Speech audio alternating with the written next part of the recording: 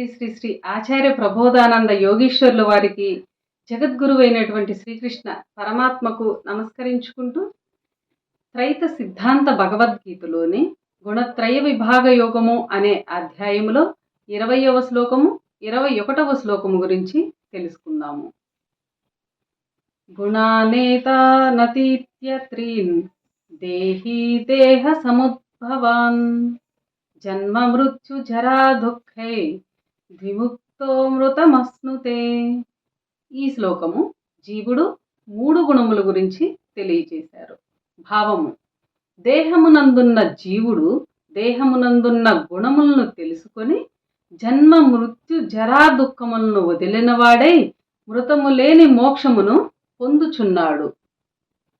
21వ శ్లోకము అర్జునుడెట్లని: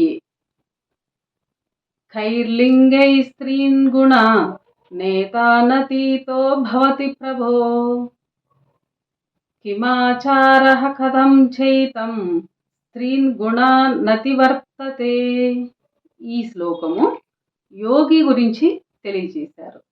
భావము: ఓ కృష్ణ, ఈ త్రిగుణ భాగములోనున్న గుణములన్నిటినీ అతిక్రమించిన వాని ఆచారం ఎట్లుండును? వాడు త్రిగుణములను ఎట్లు అతిక్రమించి వర్తించుచుండును అనగా ప్రవర్తించుచుండును? అర్జునుడు కృష్ణుణ్ణి ఇలా అడుగుతున్నాడు. ఓ కృష్ణ, ఈ త్రిగుణ భాగములోనున్న గుణములన్నిటినీ అతిక్రమించి అనగా ఈ 3 గుణభాగముల్లో ఉన్న గుణములని అతిక్రమించిన వాడి ఆచారం ఎట్లుండును? వాడు త్రిగుణములని అనగా 3 గుణములను ఎట్లు అతిక్రమించి ప్రవర్తించుచుండును అని ఈ శ్లోకంలో అడిగాడు.